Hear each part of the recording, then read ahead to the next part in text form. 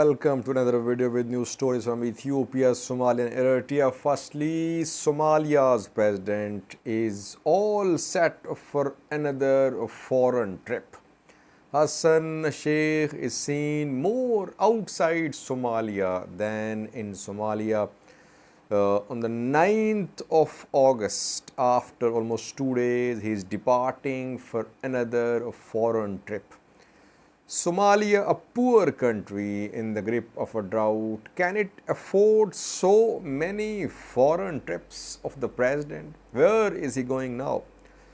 Secondly, hundreds of Ethiopian soldiers and vehicles have entered another region of Somalia.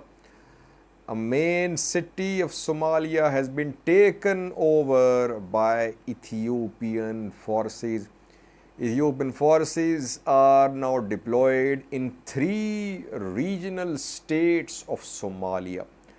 After Al-Shabaab attacks on Ethiopia, Ethiopian forces are trying to secure Ethiopia-Somalia border, which is a long border. Can this border be secured by Ethiopian entry deep into Somalia? Thirdly, Eritreans are celebrating in Dallas, Texas. Eritrean opposition groups tried to stop this festival, but hundreds are attending Eritrean diaspora festival in Dallas, Texas. We have some clips for you. And lastly, Getachew Reda, Tigray presidential spokesperson, just a few minutes ago spoke about Ethiopian government's preconditions, enabling environment, which Ridwan Hussain talked about 2 days ago. What did Getachew say in his message on social media? Firstly, Somalia, viewers. Hassan Sheikh Mahmoud, president of Somalia, was elected in May. Almost 3 months ago, he was elected as the president of Somalia. How many countries has he visited so far? He has visited 7 countries so far, viewers. He started from the United Arab Emirates, UAE, then Turkey, thirdly, Eritrea, fourthly, Kenya, fifthly, Djibouti, sixthly, Tanzania, seventhly, Egypt. So he has visited 7 countries so far, and now he is all set for his 8th visit abroad. Uganda. Hassan Sheikh is likely to depart for Uganda on the 9th of August, where he'll meet Yoweri Museveni. Ugandan troops are deployed to Somalia. They're part of African Union's mission deployed in Somalia. Now, the question, viewers, is that can Somalia afford 8 foreign visits of its president? We reported in a previous video that around $2 million have been spent so far on Hassan Sheikh Mahmoud's foreign visits, but still no end to these visits. And he's not visiting the neighboring country, Ethiopia. There are serious problems now on Ethiopia-Somalia border. Ethiopian forces have entered Somalia. Somalia's regional presidents are visiting Addis Ababa, Ethiopian capital. But Somalia's president is visiting other countries.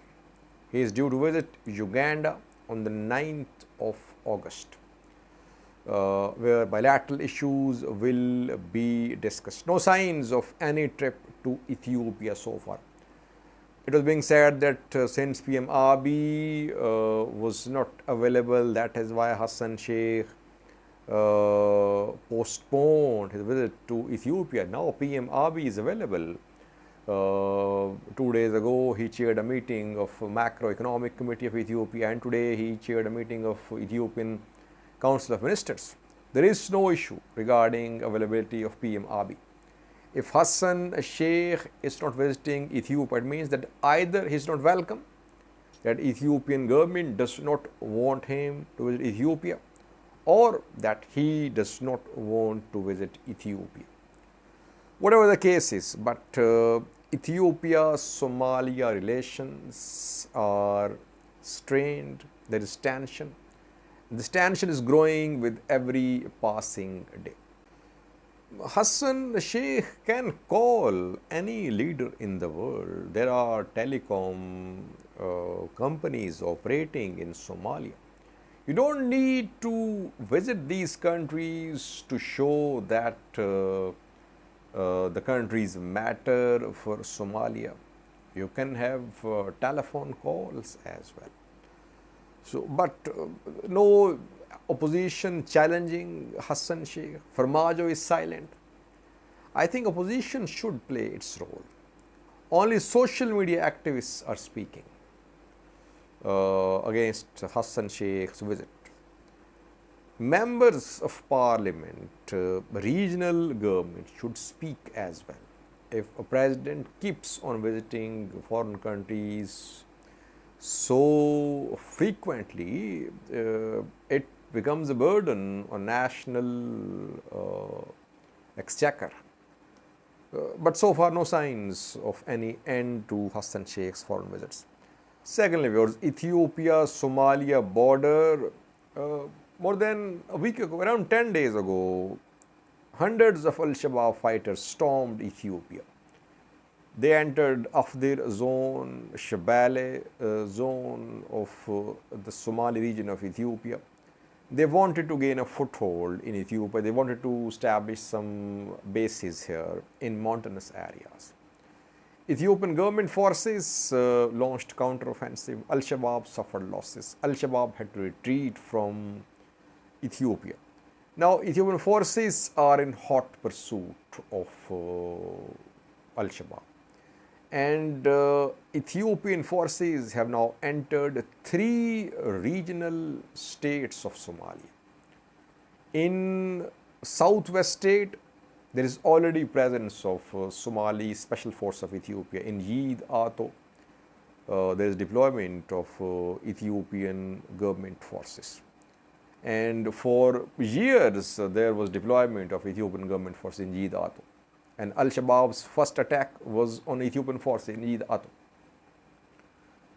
In Beledweyne, which is in Hiran region, Hirsha Bale regional state of Somalia, there is penetration of Ethiopian forces too. And Ethiopia has conducted airstrikes as well on Hirsha Valley, on southwest state of Somalia in recent days. Today, hundreds of Ethiopian forces entered another regional state of Somalia, Jubaland, Gedo region. Gedo region, Jubaland, federal member state, and here in Dolow town, hundreds of Ethiopian soldiers and vehicles have taken over the city Dolow. There is an airport as well in Dolow reportedly. And this town is now under the control of Ethiopian forces. Ethiopia is deploying its forces to keep Al-Shabaab away from Ethiopian borders. Question is, 2 important questions. Firstly, can you man the entire border? It's a 1600 kilometer long border, Ethiopia-Somalia border. It's very difficult to man the border. So Ethiopia, it means, wants to establish bases, military bases along the border in Jubaland, Gedo, in southwest regional state, in Hirsha Valley. But again, these bases will be vulnerable to attacks from Al-Shabaab. How many Ethiopian forces can be deployed to these bases? But now this strategy has been adopted by Ethiopian government forces that they want to establish bases. Where is Mogadishu, viewers? We know that Ethiopian National Defense Force generals, they have visited Jubaland, they have visited southwest state in recent days. Where is Mogadishu? Where is central government of Hassan Sheikh? Is it on board? While Ethiopian government forces are in 3 regions of Somalia, and regional governments, I think they are on board. In consultation with regional governments, Ethiopian forces have entered Somalia, it seems, because no statements from Jubaland, from Gedo region, from Eritrea, from southwest regional state. But where is Mogadishu, capital of Somalia, where central government is based? Is Hassan Sheikh government just ruling over Mogadishu, or does it have control over other federal member state of Somalia as well? I think Somalia as a state should unite. We're not against Ethiopian forces entry into Somalia, because Somalia's soil is being used against Ethiopia by Al-Shabaab. Ethiopian forces will enter Somalia. Only point is that Somalia's federal government should not be out of this loop. It should be part of what is happening in terms of key decisions being made about deployment of Ethiopian forces in Somalia. Thirdly, viewers, a new story from Dallas, Texas, where an Eritrean diaspora festival is underway. It kicked off on Friday. It will come to an end on a Sunday. Eritrean diaspora opposition groups tried to stop this program, but the program could not be stopped. US comedian Tiffany Haddish was expected to attend this festival.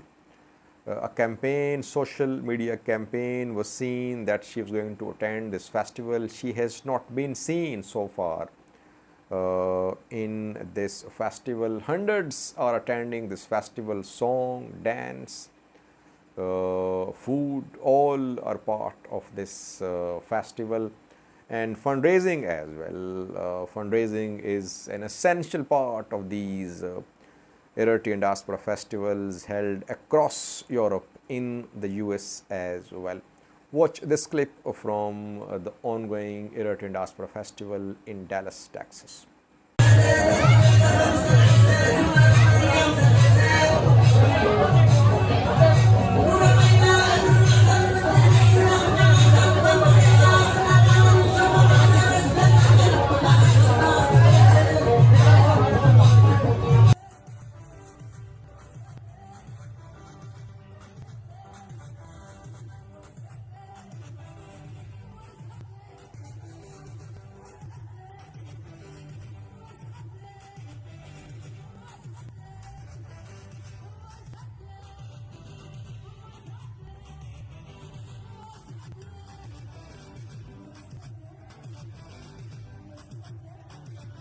Lastly, viewers, Getachew Reda a few minutes ago spoke about Ethiopian government's preconditions regarding the start of talks with Tigray regional government. He said people ask him what are Ethiopian government's preconditions, and then he replied and he said, Ethiopian government, federal government, wants Tigray, people of Tigray, to join talks with their hands tied, with their people starving, with people under blockade. That is how Ethiopian government wants the Tigray regional government to enter talks. It will not happen. Ethiopian government's attitude is that of arrogance. It will not happen, it will not work. That is what Getachew said in his tweet a few minutes ago. So he is doubling down on Tigray government's position about resumption of basic services in Tigray. In the previous video, we talked about an understanding reportedly reached between African Union and EU, US, UN envoys, that African Union and these other envoys will lead the mediation efforts jointly. Obasanjo will be the main man, but Mike Hammer, Annette Weber and UN Under Secretary General, they will also be part of this committee, this team of mediators, which will oversee talks between Ethiopian federal government and Tigray regional government.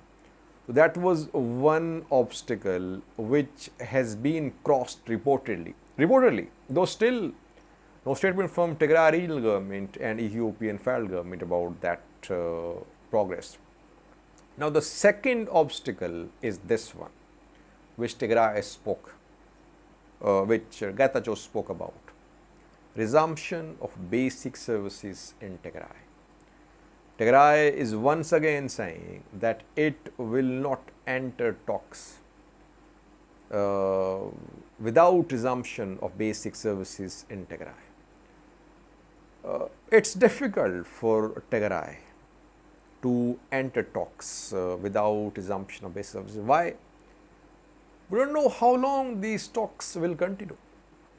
If talks go on for months, Tigray will remain under siege, under blockade, under the suspension of basic services. So that is why this start of basic services must happen before the talks. And Ethiopian government's position is that there must be creation of enabling environment for the resumption of these basic services. Now, what is this enabling environment, enabling conditions? That is open to interpretation, but Ethiopian government wants Tigray to join talks without resumption of basic services. So Getachew is doubling down on Tigray's position, that Tigray will not enter talks if there is no resumption of basic services. Tigray is under pressure from the people, opposition parties. Opposition parties are small viewers, but through diaspora, they put pressure upon Tigray regional government. Tigray regional government relies heavily on diaspora support, diplomatic support, financial support. So pressure of diaspora, opposition parties, people of Tigray, Tigrayans detained in other parts of Ethiopia, excluding Tigray. All these pressures are being exerted on Tigray. That is why it's difficult for them to announce start of talks without resumption of basic services. Let's see, will this second obstacle be crossed or not? That remains to be seen. Getachew is once again making it clear that this precondition must be met before the start of talks. Thank you for watching.